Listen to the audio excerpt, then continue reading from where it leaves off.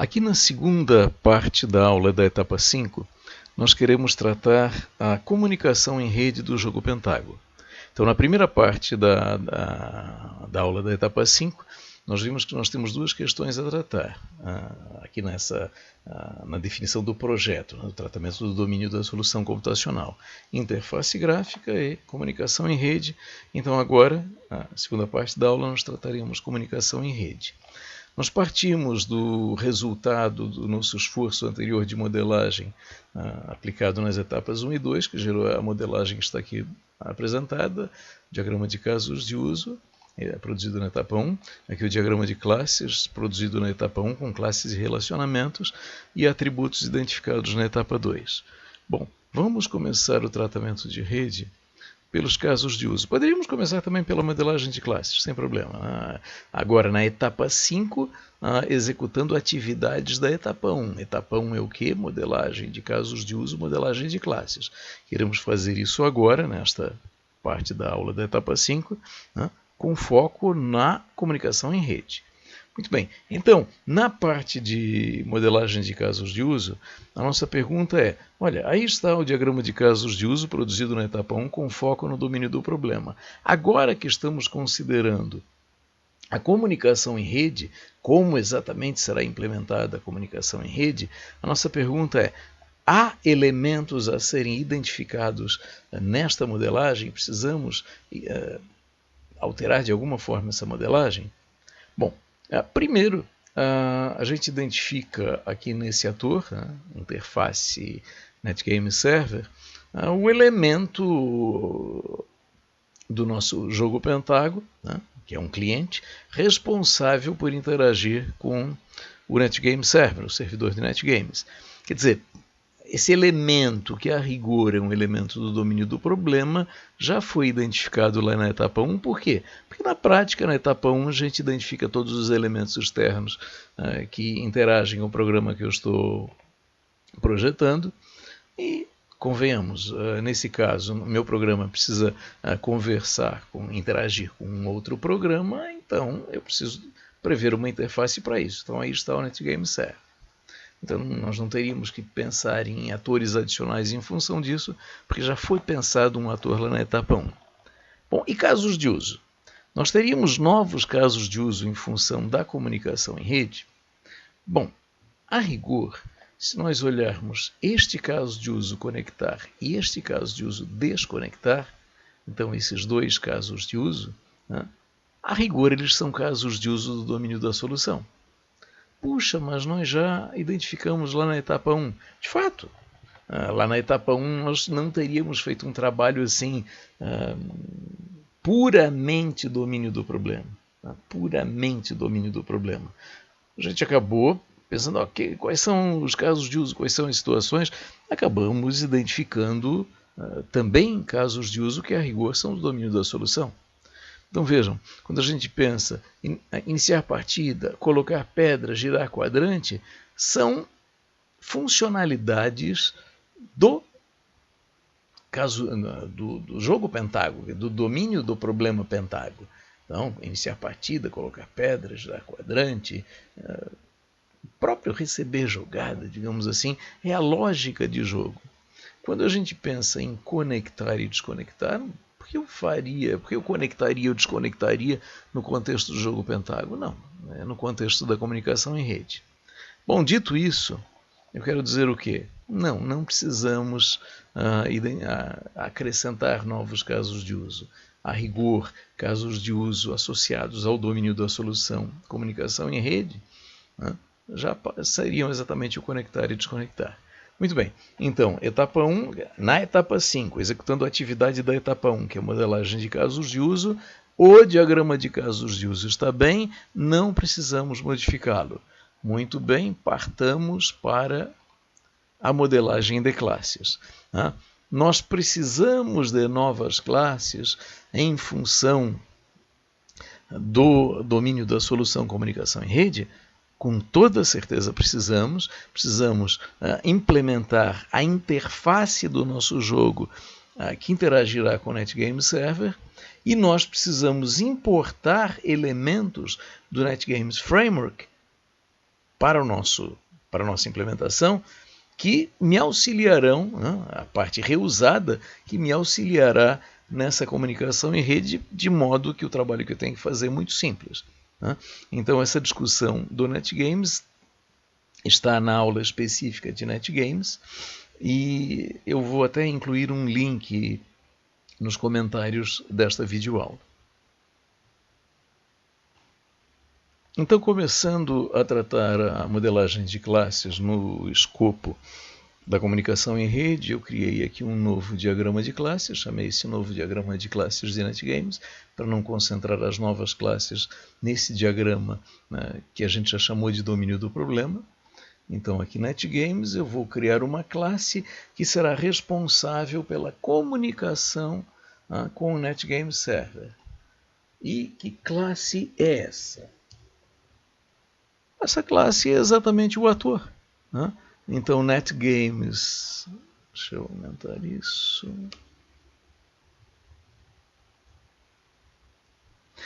Então, chamei essa classe de interface NetGames Server, que é exatamente o nome do ator.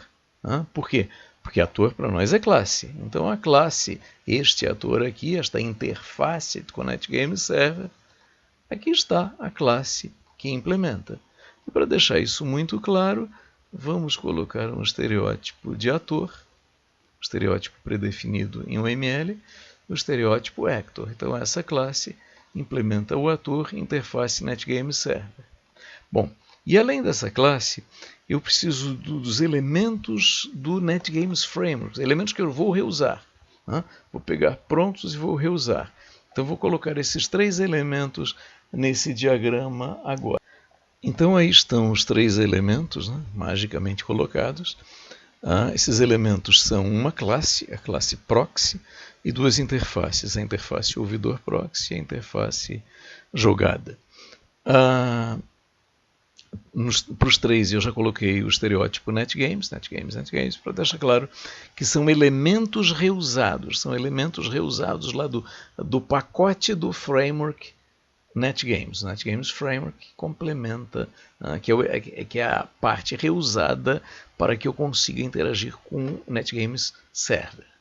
Muito bem, quais são os relacionamentos? Bom, eu preciso ter uma associação entre, notem agora, isso que eu vou falar agora, esses relacionamentos, eles são imposições do NetGames. Então, eu estou reusando uma solução tecnológica, essa solução tecnológica ela precisa ser conhecida, assim como se eu for produzir uma interface gráfica com Swing, a gente vai fazer isso na terceira parte, essa interface, como usar o Swing, isso tem que ser conhecido, eu não vou explicar lá como usar o Swing, assim como não vou explicar aqui como usar o NetGames.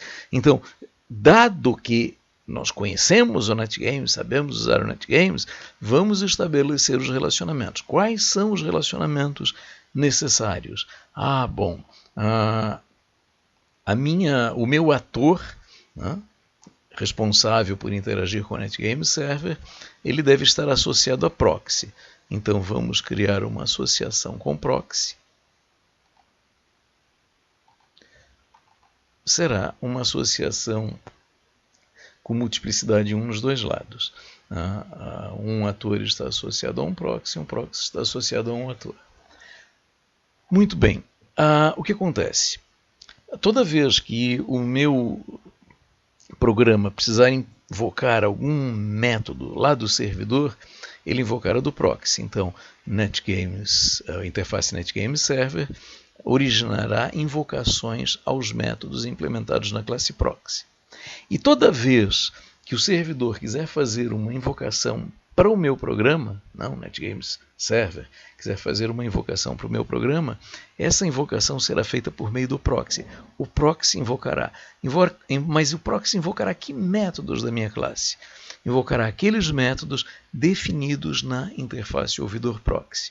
Com isso, eu preciso estabelecer um relacionamento entre o ouvidor proxy e o meu ator, que é um relacionamento de realização. Então, interface NetGames Server, esta classe, deve implementar os métodos previstos na interface ouvidor proxy. Muito bem, E a interface jogada, ela é uma interface sem métodos, e toda classe que eu criar, eu posso criar uma ou mais classes, para enviar para o meu adversário qual é a minha jogada, qual é o meu lance, quer dizer, a minha ação de jogador, essa minha classe terá que realizar a interface jogada. Nós já temos uma classe para ser a jogada que será enviada para o outro lado? Não, não temos. Então vamos criar uma nova classe aqui, para não por realização, para não chamar essa classe de jogada, que já é o nome da interface, vou chamar esta classe de lance. Então lance será a informação da minha ação quando eu jogar, que eu enviarei para o meu adversário por meio do NetGames Server. Ok? Muito bem. Que mais? O nosso ator aí está. Bom, paremos por aqui por enquanto.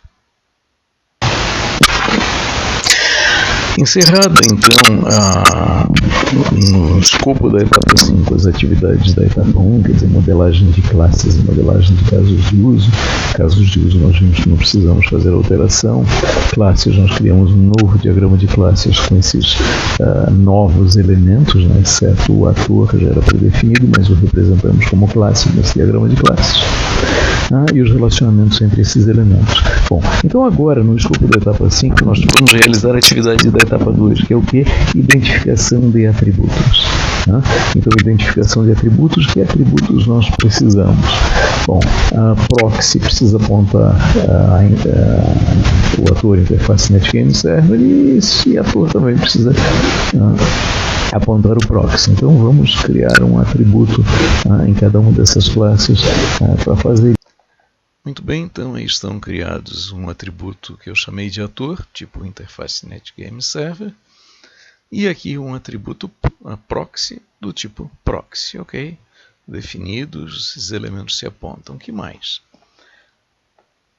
Bom, uma pergunta pertinente é quais seriam os atributos desta nossa nova classe lance. Aqui é questão de uma decisão de projeto. O que eu quero mandar para o outro lado? O que eu quero mandar para o outro lado quando eu jogar? Então vamos pensar no jogo Pentágono. No jogo Pentágono eu coloco pedra. Então eu vou pensar que quando eu coloco uma pedra eu tenho que dizer as coordenadas da posição onde eu estou tentando colocar uma pedra. E eu também giro um quadrante. E eu preciso dizer qual quadrante eu estou girando e se este giro é em sentido horário ou em sentido anti-horário. Então vejam, eu posso realizar dois tipos de lance diferentes, que é a colocação de pedra e o giro do quadrante, e cada um deles tem uma informação diferente. Nós poderíamos colocar todas essas informações numa única classe lance, essa classe que nós criamos, ou talvez criar duas classes. Vamos pelo caminho mais simples e vamos colocar todas essas informações como atributos aqui da classe lance. Muito bem, então aí estão criados os atributos para conter essas informações. Então vamos descrever que atributos eu acabei de criar. Bom, lance, o primeiro atributo, o atributo giro, booleano. Se verdadeiro, este lance é um giro de quadrante. Se falso, é uma colocação de pedra. Linha e coluna, as coordenadas da colocação de pedra. Se for uma colocação de pedra, eu preciso ter esses atributos preenchidos. E quadrante e sentido horário, esses dois últimos atributos, para um giro de quadrante. Quer dizer, quadrante do tipo int, qual quadrante eu estou girando? E sentido horário, boolean, se for verdadeiro, o giro é em sentido horário. Se for falso, o giro é em sentido anti-horário. Ok? Bom, com essas informações, então, nós conseguimos colocar nesta classe lance todas as informações referentes às duas espécies de jogada que um jogador pode executar. Então, o giro do quadrante ou a colocação de pedra numa posição. Bom, então nós teríamos aqui o conjunto de atributos identificados. Nota que esses atributos eles foram identificados com aquela visão de, puxa, quais são as características dessa classe? Esse elemento tem que ter aqui informações. Né? Só que a gente pode pensar também, e deve pensar, em identificar atributos a partir dos casos de uso. Então, se nós olharmos aqui a modelagem de casos de uso e pensarmos que os casos de uso conectar e desconectar são casos de uso do domínio da solução, muito bem, conectar e desconectar, quais são as informações que eu preciso para conectar e desconectar? Bom, isso de certa forma nós já tratamos aqui no domínio do problema, na modelagem do domínio do problema, quando nós dissemos, onde estamos, nome do jogador, aqui está o nome do jogador, que vai conectar, alguma coisa que nós já temos, e IP, alguma coisa que vai ser perguntado em interface, não precisamos de atributo para cá. Mas uma grande questão é, mas como é que acontece essa solicitação de conectar e desconectar? Então, vindo aqui para o diagrama de casos de uso, puxa, olha, é aqui na interface do jogador que vai ter a solicitação de conectar e desconectar, que vai precisar chegar no ator NetGames. Opa! Então, nós temos que pensar que este elemento aqui, interface jogador, que é uma classe, precisa apontar este ator aqui para solicitar que a conexão ou a desconexão aconteçam. Muito bem, vamos criar esses atributos. Então, eu incluí aqui no nosso diagrama de classes NetGames a classe interface ator-jogador, já o relacionamento aqui colocado. Então, o ator-jogador precisa apontar para este ator para que ele possa fazer a solicitação de conexão e desconexão e, consequentemente, ele tem que ter um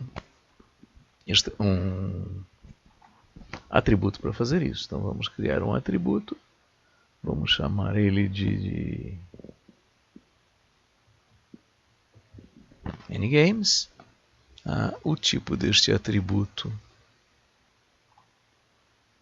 é a interface NetGames Server. Protected. Ok. Vou ajeitar isso melhor aqui. Aqui está. Muito bem. Então, fizemos a identificação de atributos, agora aqui na etapa 5, no escopo da comunicação em rede. Então, executando uma tarefa da etapa 2 no contexto da etapa 5. Bom, penso que para esse primeiro momento, aqui, então encerrando a parte 2 da aula da etapa 5, nós tratamos o elemento, a questão do domínio da solução computacional, a comunicação em rede. Então, a comunicação em rede é feita via NetGames, inserimos essas 3 classes reusadas, aliás, classe e 2 interfaces reusadas lá do NetGames Framework, criamos uma classe Lance que realiza a interface jogada. Temos aqui os nossos 2 atores, são as classes que implementam os nossos atores identificados, os 2 aqui no diagrama de casos de uso. O ator é classe, nós sabemos disso. Então, não teve modificação, então é nessa modelagem de casos de uso. E criamos um novo diagrama de classes com elementos reusados, uma nova classe criada, Lance, que realiza a jogada. Os nossos atores aqui tratados como classes e com atributos identificados. Então, com isso, nós fechamos a segunda parte da aula da etapa 5. Na terceira parte, nós trataremos a interface gráfica.